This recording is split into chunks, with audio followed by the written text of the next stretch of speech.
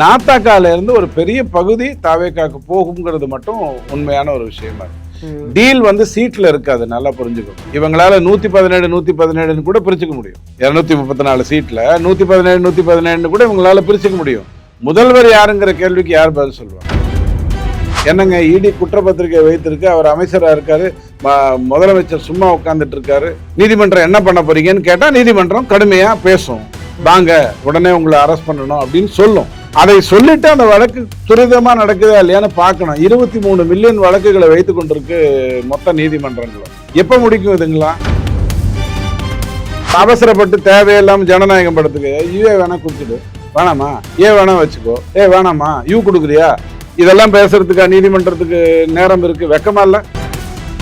பெரிய பெரிய இது வேர் ஹவுஸ் கட்டி இந்த நெல் கொள்முதல் எல்லாம் பாதுகாக்கணும் அப்படிங்கிறது கான்செப்ட். 480 கோடியானோ ஒதுக்கி அதை செய்யாம விட்டுட்டாங்க. அதுக்கு பதிலாக 14% ஈரப்பதம் கொடுக்க வேண்டிய இடத்துல நான் உனக்கு 22% வாங்கி கொடுக்குறேன், அதை வச்சுட்டு நீ வாங்கிக்க. எவன் அப்போ விட்ட சொத்து? மத்திய அரசனுடைய சொத்து. 4 லட்சம் கோடி வச்சுட்டு பட்ஜெட் போட்டுட்டு இருக்க தமிழ்நாட்டுக்கு 40,000 கோடி வச்சுட்டு ஒதுக்கீடு பண்ணி பண்ற தமிழ்நாட்டுக்கு 3000 கோடி கிடைக்கிறதுக்கு வாய்ப்பு இல்லையா? அதை வைத்துக்கொண்டு ஆசிரியர்களுக்கு சம்பளம் கொடுக்கறதுக்கே பணம் இல்லை. வெக்கம் இல்லாம பேசுறாங்க. ஜெயலலிதா அம்மா 2011 பண்ணாங்க பாருங்க. அடிச்சு தள்ளி எங்கெங்கெல்லாம் நில அபகரிப்பு நடந்ததோ அந்த இடத்தெல்லாம் அடிச்சு தள்ளி கிட்டத்தட்ட 1600 வழக்குகளுக்கு மேல போட்டு அதுல 630க்கு மேல வழக்குகளாகி வீரபாண்டி ஆறுமுகத்தினுடைய அரசியல் செல்வாக்கே பெரிய அளவுல கீழே இறங்குற மாதிரி பண்ணாங்க. அப்படி ஒரு கட்ஸ் வேணும்.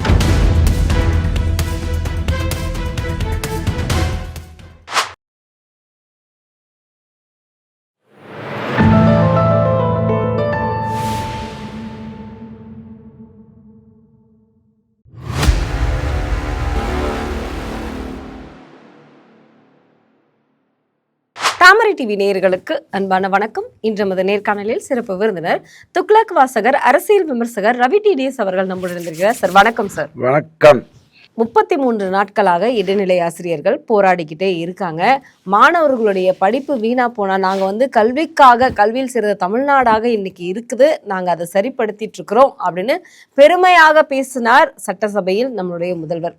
ஆனா இதுல இன்னொரு விஷயம் என்னன்னா, காணாம போன ஜாக்டோ ஜியோ ஊழியர்கள் அதனுடைய தலைவர்கள் எல்லாம் 8ஆம் தேதி ஸ்டாலினுக்கு பாராட்டு விழா நடத்துவதாக கண்டுபிடிச்சு கூட்டிட்டு வந்துட்டாங்க. அவங்க 8ஆம் தேதி பாராட்டு விழா நடத்துறாங்க. இந்த பக்கம் ஆசிரியர்கள் போராட்டம் நடத்துறாங்க. என்ன நடக்குது தமிழ்நாட்டில்? இல்லை, கல்வியில் சிறந்த தமிழ்நாடுங்கிறது நீதி கட்சிக்கும் திகாவுக்கும் திமுகவுக்கும் ஸ்டாலினுக்கும் சம்பந்தமே இல்லாத ஒரு விஷயம். பாரதி 1920 பாடினான் கல்வியில் சிறந்த தமிழ்நாடு அப்படின்னு சொல்லி. ஸோ அது இவங்களுக்கெல்லாம் சம்பந்தம் இல்லாத ஒரு விஷயம். திருடி மழுங்கெடுக்க செய்து கேவலப்படுத்தி சப்ஜெக்டை மாற்றி இன்றைக்கும் தாக்கு பிடிக்குதுன்னு சொன்னால் அந்த மூலம் அவ்வளோ பெரிய விஷயம். அப்படித்தான் தமிழ்நாடு. ஆசிரியர்கள் விஷயத்தில் இவங்க போய் சில விஷயங்களை சொன்னாங்க. கிறித்துவ ஆசிரியர்களுக்கு எந்த தேர்வும் கிடையாது. இஸ்லாத்தவ ஆசிரியர்களுக்கு, மார்க்கத்து ஆசிரியர்களுக்கு எந்த தேர்வும் கிடையாது. இந்துக்களுக்கு மட்டும்தான் தேர்வு. இந்த தேர்வுங்கிறது மத்திய அரசு சொல்லுது, தேர்ந்தெடுத்தவங்களை வச்சு தான் நான் பண்ணுவேங்கிறத சொல்லுது. ஆனால் இப்படி பண்ண போகிறேன், அதை பண்ணுவேன், இதை பண்ணுவேன், அந்த மாதிரி கதைகளெல்லாம் விட்டு வாக்குறுதிகளை கொடுத்து தான் ஒரு அமைப்பு அதை பேசுது. ஜாக்டோ ஜியோ முதல்ல இதுக்கு ஆதரவு தெரிவித்தது. ஜாக்டோ ஜியோங்கிறது உண்மையிலே திமுக தான். அது தனி அமைப்பெல்லாம் ஒன்றும் கிடையாது. அங்கே அதுக்கு பாலூட்டி சீராட்டி வளர்த்ததெல்லாம் கலைஞர் கருணாநிதி ஐயா தான். ஸோ நீங்கள் அவங்க பாராட்டுவாங்கங்கிறது எதிர்பார்த்த ஒரு விஷயந்தான். அவங்களே இறங்கி இந்த ஆசிரியர்கள் அடித்தாலும் அடிக்கிறதுக்கு வாய்ப்பு இருக்குது. காவல்துறை தான் அவங்கள அடிக்கணும், தூக்கி போடணுங்கிற அவசியம் இல்லை. ஜாக்டோ ஜியோவே அந்த வேலையை செய்யுங்கிற அளவுக்கு அது ஒரு திமுக அமைப்பு தான். நீங்கள் கொடுத்தாலும் கொடுக்காட்டியும் ஜாக்டோ ஜியோ திமுகவுக்கு தான் ஓட்டு போட போகுது. அதனால் அது ஒன்றும் பெரிய விஷயம் இல்லை. ஆனால் இந்த போராட்டத்தை நடத்துகின்றவர்கள் விஷயத்தில் எனக்கு இந்த என்டையர் ஆசிரியர்களுடைய தரம் அப்படிங்கிறதுல எனக்கு நிறையா குறைபாடுகள் உண்டு. கிட்டத்தட்ட 85,000 பேர் ஃபெயில் ஆனாங்க அப்படிங்கிறது ஒரு நல்ல விஷயம் இல்லை. சாதாரணமான ஒரு தேர்வில் ஃபெயில் ஆனாங்கிறது ஒரு நல்ல விஷயம் இல்லை. 1336 என்னவோ பதவி, அதுக்கு 2.5 லட்சமோ என்னவோ எக்ஸாம் எழுதுகிறாங்க. அதில் 85,000 ஃபெயில் ஆனாங்கங்கிறது யதார்த்தமான ஒரு உண்மை. யாரை வேண்டுமானாலும் அங்கன்வாடியாக மாற்றலாம், யாரை வேண்டுமானாலும் எந்த மதத்தை சார்ந்த, குறிப்பாக தேவாலயங்களை சார்ந்தவங்களெல்லாம் எப்படியாவது உள்ளே கொண்டு வந்துடலாம்ங்கிறதெல்லாம் நடந்துட்டு இருக்கிற ஒரு விஷயம். அப்போ அவங்களுக்கு முதல்ல இடைநிலை ஆசிரியர், கடைநிலை ஆசிரியர்னு கதையை சொல்லிட்டு அதுக்கப்புறம் ஸ்ட்ரைட்டாக வந்து அவங்கள அரசு பதவி கொடுத்துடலாம்ங்கிறதெல்லாம் திமுக செய்து கொண்டு வருகின்ற ஒரு விஷயம்தான்.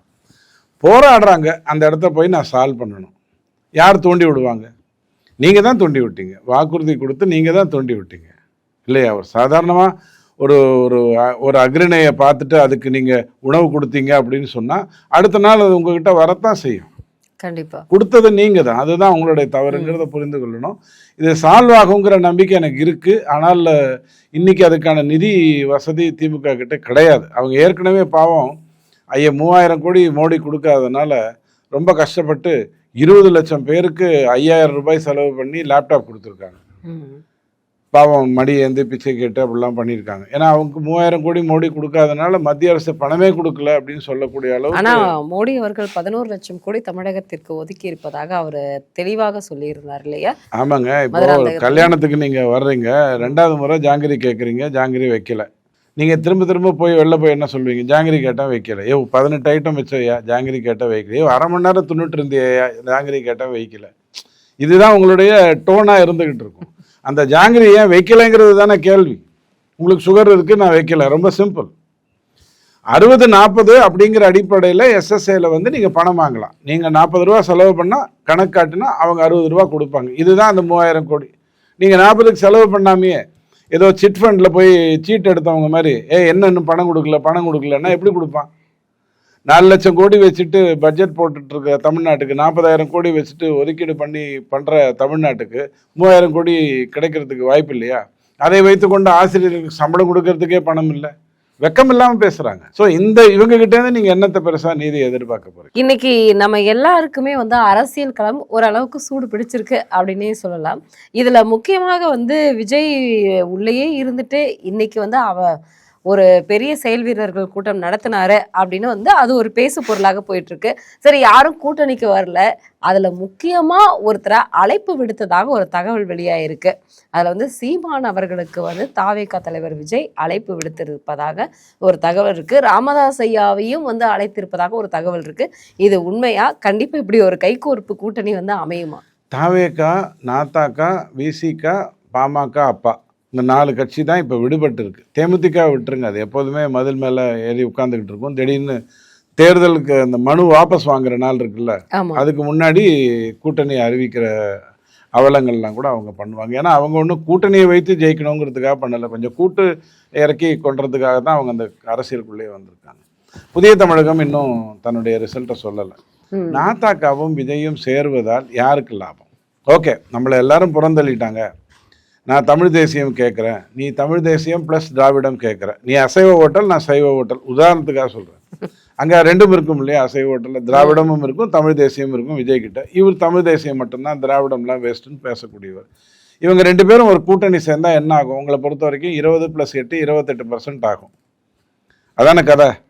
28% ஆகும். நான் தனித்தனியாக 20 + 8ன்னா கூட 12% நீக்கிட்டீங்க, 88 தான் வாக்கு போட முடியும். 18% ஓட்டு போட போகிறது இல்லை, 70% தான் வாக்கு போடுறாங்க.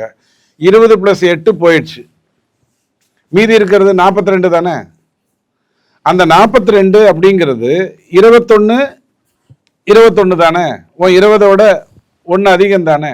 அல்லது சில தொகுதிகளில் 18 23 தானே. அதில் ஒன்று மாற்று கருத்து இல்லையே. அப்போ நீ எப்படி ஜெயிக்க போற? நீ சேர்ந்தா மட்டும் என்ன ஆகிடும்? நீ சேர்ந்தா என்ன ஆகிடும் அப்படின்னு சொன்னால், இப்போ நாத்தாக்கா வந்து ஒரு 40 சீட்டு கேட்குதுன்னு வச்சுக்கோங்க. பாமக அப்பா கட்சி வந்து முதல்ல 30 கேட்பார் யாராக இருந்தாலும், கடைசியில் 3 கொடுத்தா கூட வாங்கிப்பார். ஏன்னா 4 பேருக்கு தான் அவர் சோறு போடணும். அவர் பெரியவர், நான் அவரை பற்றி விமர்சிக்கிறதுக்கெல்லாம் எனக்கு தகுதி கிடையாது. ஒரு சமுதாயத்துக்காக உழைத்தவர். ஆனால் இப்போ அவர் பண்ணிட்டு இருக்கிறது விமர்சக்குள்ளாக இருக்கிறதுனால நானும் அந்த கருத்துக்களை வைக்கிறேன். அப்போது அவர் வந்து ஒரு 4 பேர் அவரோட சுற்றிக்கிட்டு இருக்காங்க. அவங்களுக்கு ஏதாவது ஒன்று பண்ணி கொடுப்பா, மாங்கனி சின்னமோ அல்லது உதயசூரியன்லேயே கூட சேர்த்து விட்டுரு அப்படிங்கிற மாதிரி தான் அவர் முடிக்க நினைப்பார். ஏன்னா வெள்ளணுங்கிறது தான் அந்த 4 பேருடைய நோக்கமாக இருக்கும். இவங்க கிட்ட போய் யார் ரிஸ்க் எடுப்பாங்க? பட் நாத்தாக்கா அண்ட் தாவேகா 2 பேரும் சேர்ந்து ஒரு தேர்தலை சந்திக்கக்கூடிய வாய்ப்பு வரும்னா, வாய்ப்பு இல்லை. ரத்தம் ஒரே நிறம்னாலும் சில குரூப் சேராது. சேர்ந்துச்சுன்னா அந்த ஆள் செத்து போயிடுவான். அதான் கதை. அப்போது இந்த 28% வரும் அப்படிங்கிறத வந்து எப்படி தெரியுமா உண்மை? நாத்தாக்காவுடைய 8ங்கிறது எல்லா இடத்துலையும் 8 இல்லை. சிலதுலனா அவங்களுக்கு 20% வாக்கு இருக்கு, சிலதுல 2% வாக்கு இருக்கு. அதனுடைய ஆவரேஜ் தான் அந்த 8. ஸோ அந்த 30-40 தொகுதிகளில் வெல்றதுக்கு வாய்ப்பு இருக்குது. இப்போ வென்றுட்டாங்கன்னு வச்சுப்போமே, பாரதி மாதிரி ஆடுவோமே பாடுவோமே சொல்லுவோமே, என்ன இப்போ வென்றுட்டாங்கன்னு வச்சுக்கோங்க. யார் முதலமைச்சர்? விஜய் தான் அறிவாளி, அவர் தான் ஸ்ட்ரைட்டாக முதலமைச்சராகி ஸ்ட்ரைட்டாக பிரதமராக வேண்டிய அவசியம் உள்ளவர். நாத்தாக்கா போராளி. என்ன நடக்கும்? தமிழ்நாட்டுக்கு என்ன பிரயோஜனம் இருக்கும்? முதல்வருங்கிறதுக்காக தானே இவங்க பேசுகிறாங்க, வேற இடத்துக்காக பேச போகிறாங்க. ஸோ எப்படி அந்த கூட்டணி அமையும்? 2 பேரை தள்ளி விட்டுட்டீங்க, அதனால அந்த 2 பேரும் சேர்ந்துப்பாங்கன்னு நீங்கள் நினைக்கிறீங்க. 2 பேரும் சேர்ந்துப்பாங்க, தள்ளி விட்டது எதனால? அதுக்கு வாய்ப்பு முதல்வருங்கிறதுனால தான் தள்ளி விட்டாங்க. கொஞ்ச நாளா சீமான் வந்து திட்டிட்டு இருந்தாரு, அதுக்கப்புறம் வந்து தம்பின்னாரு. இப்போ விஜய் பத்தி பேசுறதுக்கு என்ன இருக்கு அப்படின்னு சொல்லிட்டு திரும்பவும் வந்து தம்பிங்கிற மாதிரியான ஆதரவு கொடுக்குறாரு. சீமான்ங்கிறவர் வந்து ஒரு ஜுரம் வந்துச்சுன்னா இப்படி படுத்திருப்பாங்க, நல்லா இருந்ததுன்னா இப்படி எந்திரிச்சு நடப்பாங்கங்கிற மாதிரி ஒரு விஷயத்தை ஹேண்டில் பண்ணக்கூடியவர் தான். அது வந்து யதார்த்த மனித சுபாவம் தான். அதுக்குள்ளே இங்கே ஒரு டீலிங் இருக்குன்னுலாம் நினைக்காதீங்க, அதெல்லாம் ஒன்றும் வேலைக்காகாது.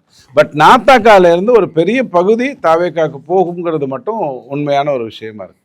டீல் வந்து சீட்டில் இருக்காது, நல்லா புரிஞ்சுக்கோங்க. இவங்களால 117 கூட பிரிச்சுக்க முடியும். 234 சீட்டில் 117 கூட இவங்களால பிரிச்சுக்க முடியும். முதல்வர் யாருங்கிற கேள்விக்கு யார் பதில் சொல்லுவாங்க? நாளைக்கு இவங்க 28% வாங்கி 40 சீட் வச்சிருந்தாங்கன்னு வச்சுக்கோங்க, மீதி இருக்கிற 194 தானே முடிவெடுக்க போகுது. இவங்க ஒன்றும் முடிவெடுக்க போறது இல்லையே. அப்போ அதுக்கப்புறம் என்ன ஆகும்?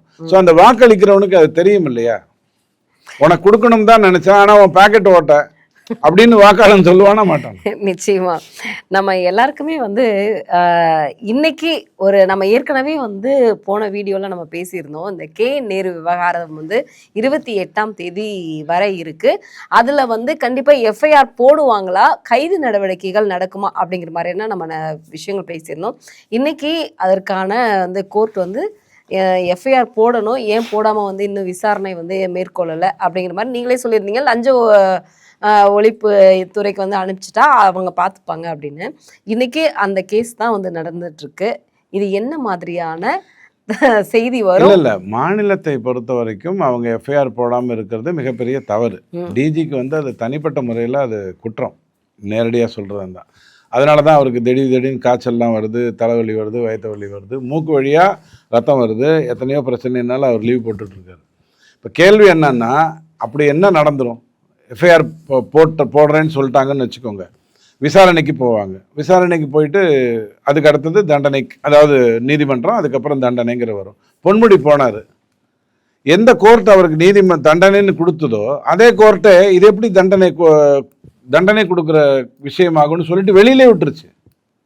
ஸோ இவங்களுக்கு எப்படி போய் தப்பிச்சு வரணுங்கிறது தெரியும், நேர்மையாக சொல்கிறதா இருந்தால். இவங்க ஆட்சியில் இருக்கிற வரைக்கும் நீங்கள் இவங்கள ஒன்றும் பண்ண முடியாது. ஜெயலலிதா அம்மா 2011 பண்ணாங்க பாருங்க, அடித்து தள்ளி எங்கெங்கெல்லாம் நில அபகரிப்பு நடந்ததோ அந்த இடத்தெல்லாம் அடித்து தள்ளி கிட்டத்தட்ட 1600 வழக்குகளுக்கு மேலே போட்டு அதில் 630க்கு மேலே வழக்குகளாகி வீரபாண்டிய ஆறுமுகத்தினுடைய அரசியல் செல்வாக்கே பெரிய அளவில் கீழே இறங்குற மாதிரி பண்ணாங்க. அப்படி ஒரு கட்ஸ் வேணும் செய்யறது. வளவளா குழக்கெல்லாம் வச்சுக்கிட்டு ஒன்றும் பண்ண முடியாது. ஆனா இன்னைக்கு வந்து இந்த வழக்கே வந்து மத்திய அரசாங்கம் தான் வந்து கண்டிப்பா இதுல நடவடிக்கை எடுப்பாங்க அப்படிங்கிற மாதிரி. ஏன்னா திமுக அமைச்சர்கள் மேல நிறைய ஊழல் செய்திகள் இருக்கு, தகவல்கள் இருக்கு, அதே மாதிரி குற்றச்சாட்டுகள் எல்லாமே இருக்கு இல்லையா. இப்ப அடுத்ததா பெரியசாமி 63 கோடி அதுல வந்து சொத்து குவிப்பு வழக்கு, அதுவும் வந்து மனு தள்ளுபடி பண்ணிடுச்சு உயர் நீதிமன்றம். நீங்க கண்டிப்பா நீங்க வந்து சரண்டர் ஆகணும் அப்படின்னு சொல்லிட்டாங்க. இப்ப இந்த 2 அமைச்சர்கள் அடுத்தடுத்து அப்படின்னு 13 பத்தி அமித்ஷா இப்பதான் பேசிட்டு போனாரு. 13 அமைச்சர்கள் மேல குற்றச்சாட்டு இருக்கு பேசிட்டு போனாரு.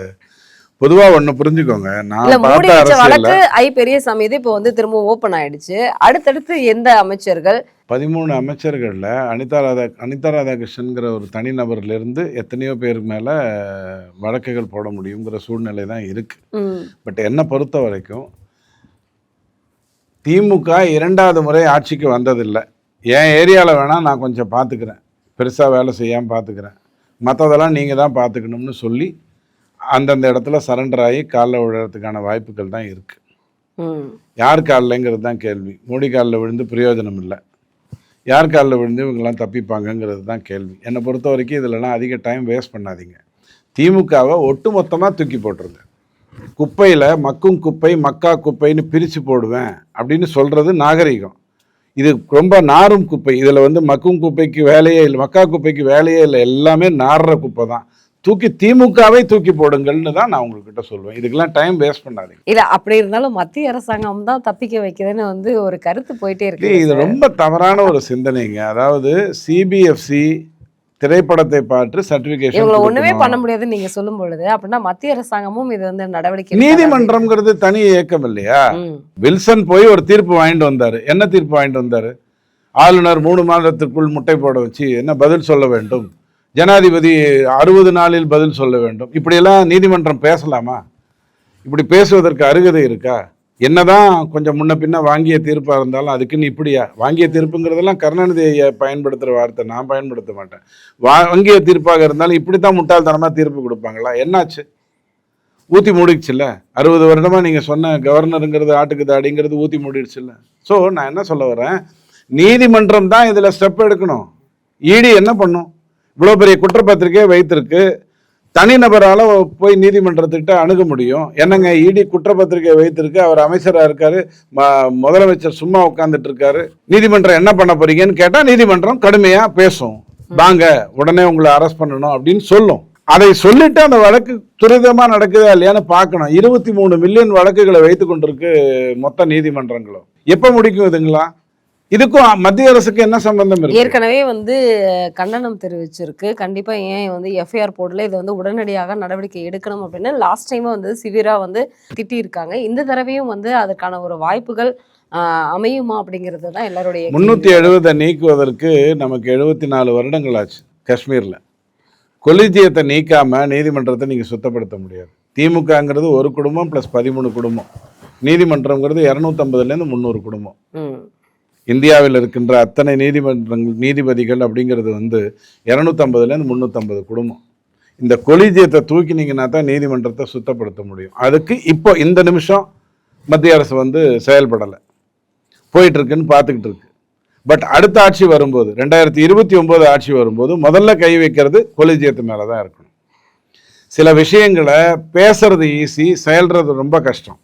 அதுக்காக நீங்கள் உடனே மத்திய அரசு காசு வாங்கிருச்சு, நிர்மலா சீதாராமன் நம்ம வந்து நேருவின் மகன் போய் பார்த்துட்டு வந்தார் அதனால் சைலண்ட் ஆகிடுதுன்னு சொன்னீங்கன்னா நீங்கள் கொச்சைப்படுத்துவது நிர்மலா சீதாராமனை, நீங்கள் கொச்சைப்படுத்துவது மோடியை, நேருவே இல்லை. நான் சொல்கிறது புரியுதா? ஒரு உதாரணத்துக்காக மட்டும் சொல்கிறேன். சீதையை கிட்ட போய் இதை கொடுத்துட்டு வான்ட்டான், அனுமன் கிளம்பிட்டான். கிளம்பி போய் இலங்கையில் மாட மாளிகை கூட கோபுரங்கள் எல்லாம் பார்க்குறான், சீதை எங்கே இருக்காங்கன்னு பார்க்குறான், எங்கேயும் கிடைக்கல. அதுக்கப்புறம் அவனை தள்ள அடிச்சுக்கிட்டான். ஐயோ சீதை பத்தினி இல்லையா, பதிவிரத்தை இல்லையா, அவள் எப்படி மாட மாளிகை கூட கோபத்தில் இருப்பா, எங்கேயாவது மரத்து கீழே உட்காந்துருப்பான்ட்டு போய் தேடுறான், அங்கே கிடச்சிச்சு. சீதையை பார்ப்பதற்கு கூட உங்களுக்கு ஒரு நேர்மை வேணும், கண்ட இடத்துல தேடக்கூடாது. இதுதான் எனக்கு தெரிஞ்சு சொல்லி கொடுத்த ராமாயணம். ஸோ இந்த நீதிமன்றங்கள் இந்த விஷயங்களில் ரொம்ப ஸ்ட்ராங்காக வந்து அடித்து தள்ளினா தான் நல்லது. நீங்கள் நிர்மலா சீதாராமனை போய் பார்த்து வந்துட்டாங்க, துரைமுருகன் டெல்லிக்கு போயிட்டு வந்துட்டாரு. அவர் டெல்லிக்கு போயிட்டு அந்த ட்ரெயினில் போயிட்டு பின்னாடி ஃப்ளைட்டில் வந்திருப்பார். டெல்லிக்கு போயிட்டு வந்துட்டார், சூரியன் கவுண்டமணி மாதிரி சொல்லிட்டு இருந்தீங்கன்னா டெல்லிக்கு போனால் மோடியை பார்த்துட்டு கை கொடுத்துட்டு காசு கொடுத்துட்டு தப்பிச்சுட்டு வந்துடலாமா? வாய்ப்பு இல்லை. நீதிமன்றம் தான் ஸ்டெப் எடுக்கணும், வேற வழியே கிடையாது. அவசரப்பட்டு தேவையில்லாமல் ஜனநாயகம் படத்துக்கு யூஏ வேணா கொடுத்துட்டு, வேணாமா ஏ வேணா வச்சுக்கோ, வேணாமா யூ கொடுக்குறியா, இதெல்லாம் பேசுறதுக்கா நீதிமன்றத்துக்கு நேரம் இருக்கு? வெக்கமா இல்லை? 23 மில்லியன் வழக்குகளை வச்சிருக்கீங்க, போய் அந்த வழக்குகள் எல்லாம் முடிக்கிறதுக்கான வேலையை பாருங்கன்னு நம்ம எடுத்து சொல்லணும். நிச்சயமா கொஞ்சம் காலதாமதமாகும். நீங்க கண்டிப்பா இந்த வெல்லும் பெண்கள் மாநாடை வந்து நீங்க பார்த்துருப்பீங்க. இதுல வந்து நானும் டெல்டாக்காரன் தான் அப்படின்னு சொல்லிட்டு, ஏன்னா தஞ்சையில இந்த நெல்மணிகளை பாதுகாப்பதற்கு குடோன் இல்லாம விவசாயிகள் எவ்வளவு கஷ்டப்பட்டாங்க, நம்மளே வந்து நிறைய தடவை பேசியிருக்கோம். சரி, நான் டெல்டாக்காரன்னு சொல்லக்கூடிய ஸ்டாலின் அவர்கள் நேற்று திருச்சியில கலெக்டர் அலுவலகத்திற்கு முன்னாடி ஒரு 50-60 வயசான முதியவர்கள், விவசாயிகள், அவங்க எல்லாருமே வந்து அரை நிர்வாணமாக எங்களுக்கு வந்து பார்த்திங்கன்னா 2 மடங்கு எங்களுடைய விளைபொருள்களுக்கு வந்து நீங்கள் விலையை வந்து நிர்ணயிக்கணும். அது மட்டும் இல்லாமல் எங்களுக்கு வயசானவங்க நிறைய பேர் விவசாயிகள் இருக்காங்க, நடக்கக்கூட தெம்பில் 5000 ரூபாய் ஓய்வூதியம் கொடுங்க. அதே மட்டும் இல்லாமல் காவிரி கோதாவரி அணைகளை வந்து ஒன்றிணைக்கணும் அப்படின்னு சொல்லிட்டு அந்த 60-70 வயது இருக்கக்கூடிய முதியவர்கள் எல்லாரும் அரை நிர்வாணமாக மனித கழிவை உண்டு ஒரு போராட்டத்தை வந்து கலெக்டர் அலுவலகத்தின் முன்னாடி நடத்தி இருக்கிறாங்க. ஆனால் தமிழக அரசு இதை கண்டு கொள்ளவே இல்லை. கலெக்டர் அலுவலகமும் வந்து கண்டு கொள்ளாமல் அதை வந்து அலட்சியப்படுத்திட்டு போயிட்டாங்க. இதை நீங்க எப்படி பாக்குறீங்க? காவிரி கோதாவரிங்கிறது வந்து மத்திய அரசு சார்ந்த ஒரு விஷயம். கோதாவரி இணைக்கணுங்கிறது வந்து மத்திய அரசு 2014 இருந்தே தொடர்ந்து பேசிட்டு இருக்கு. அதுக்கான காலகட்டம் வரும்போது அது நடக்கத்தான் செய்யும். ஒரு நதி இணைப்பு அப்படிங்கிறது நிலம் கை கடத்தப்படுத்துவதிலிருந்து நிறைய விஷயங்கள் சார்ந்த ஒரு விஷயம். அதில் வந்து அது நடந்துடும், அதில் ஒன்றும் மாற்று கருத்து இல்லை. கிசான் கார்டு கொடுத்துருக்காங்க, மத்திய அரசுலேருந்து தான் கொடுத்துருக்காங்க. இவங்க வைத்த கோரிக்கைகள்லாம் நீங்கள் பார்த்தீங்கன்னா எவ்வளவுதான் கரெக்டாக இருந்தாலும் நேர்மையாக இருந்தாலும் அது எல்லாமே இவங்க மத்திய அரசின் மேலே திசை திருப்புற மாதிரியே அந்த கோரிக்கைகள்லாம் இருக்குங்கிறத நீங்கள் பார்த்துக்கோங்க. அதாவது கிசான் கார்டுங்கிறது கொடுத்துருக்காங்க, இத்தனை பேர்கிட்ட கொடுக்கணும்னு ஒன்று இருக்குது. 6000 ரூபாய் வருடத்துக்கு கொடுப்பேன்னு ஒன்று சொன்னதில் முதல்ல 41 லட்சம் பேரை கொடுத்துருந்தாங்க தமிழ்நாட்டில் இருந்து. அதுக்கப்புறம் அது 27 லட்சமாக குறைச்சிருச்சு. ஏன்னா அதில் தெளிவாக மத்திய அரசுங்கிற அடிப்படையோடு அந்த பணம் வருதுங்கிறது தெரிஞ்சுக்கிட்டு டபக்குன்னு குறைச்சி விட்டாங்க. விவசாயத்துக்கும் ஸ்டாலினுக்கும் சம்பந்தம் இல்லை. நான் வந்து உதாரணத்துக்கு ஸ்ரீலங்காவில் பிறந்தவங்கிறதுனால நான் போய் அங்கே ஓட்டெல்லாம் போட முடியாது. குடியுரிமை பெற்றிருந்தால் தான் நான் ஓட்டு போட முடியும், வெளியில் இருந்தேன்னா பண்ண முடியாதுங்கிற மாதிரி இவருக்கும் டெல்டாக்கும் சம்பந்தம் இல்லை. விவசாயிகளை பொறுத்த வரைக்கும் அவர்களுடைய தற்கொலைகள் குறைந்து கொண்டு அதாவது விவசாயிக்கும் மாநில அரசையும் புறந்தள்ளிருங்க. மாநில அரசுக்கு அதில் வேலையே கிடையாது. ஒழுக்கமாக DK சிவகுமாரோட பேசி காவிரி தண்ணியை வாங்கி கொடுத்துட்டா அவங்க பிரச்சனை முடிஞ்சுது. ஆனால் இவங்களுடைய நோக்கம் மணல் திருடுறது. அதனால் என்ன பண்ணுறாங்க, டெல்டாக்கு போராடுற மாதிரி போராடிட்டு மத்திய அரசு தான் எனக்கு காவிரி தண்ணியை திறந்து விடலைங்கிற மாதிரி கதையை சொல்லிட்டு தப்பிச்சுக்கிறாங்க. பெரிய பெரிய இது வேர் ஹவுஸ் கட்டி இந்த நெல் கொள்முதல் எல்லாம் பாதுகாக்கணும் அப்படிங்கிறது கான்செப்ட். 480 கோடியானோ ஒதுக்கி அதை செய்யாமல் விட்டுட்டாங்க. அதுக்கு பதிலாக 14% ஈரப்பதம் கொடுக்க வேண்டிய இடத்துல நான் உனக்கு 22% வாங்கி கொடுக்குறேன், அதை வச்சுட்டு நீ வாங்கிக்க. ஏன் அப்போ விட்ட சொத்து மத்திய அரசனுடைய சொத்து. 14-22 ஆனால் யார் செலவு பண்ணுவாங்க? ஈரப்பதத்தில் மத்திய அரசு தானே அதிகமாக கொடுக்கும். அதை வாங்கிட்டு உனக்கு கொடுத்து விடுறேன்.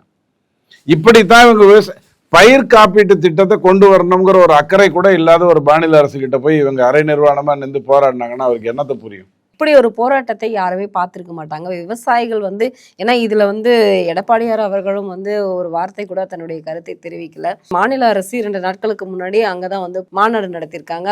இப்போ இந்த போராட்டத்திலே வந்து விவசாயிகளுக்காக நான் சத்தியம் செய்கிறேன், பெண்களுக்காகவும் விவசாயிகளுக்காகவும் நான் வந்து உறுதுணையாக இருப்பேன்னு சொல்லிட்டு தமிழக முதல்வர் வந்து ஒரு பேட்டி கொடுக்குறாரு. இதையெல்லாம் பார்க்கும் பொழுது எடப்பாடி பேசாமல் இருக்கிறார் அப்படிங்கிறதுக்கு மட்டும் நான் பதில் சொல்றேன். ஏன்னா மற்றதெல்லாம் அதிலே புதஞ்ச ஒன்று. இவங்களுடைய கோரிக்கைகள் எல்லாமே மத்திய அரசை தாக்குவதை போலத்தான் அவங்க கோரிக்கைகளே இருக்கு. இவங்களுக்கு செய்யற நல்லதும் மத்திய அரசு தான் செய்யுது.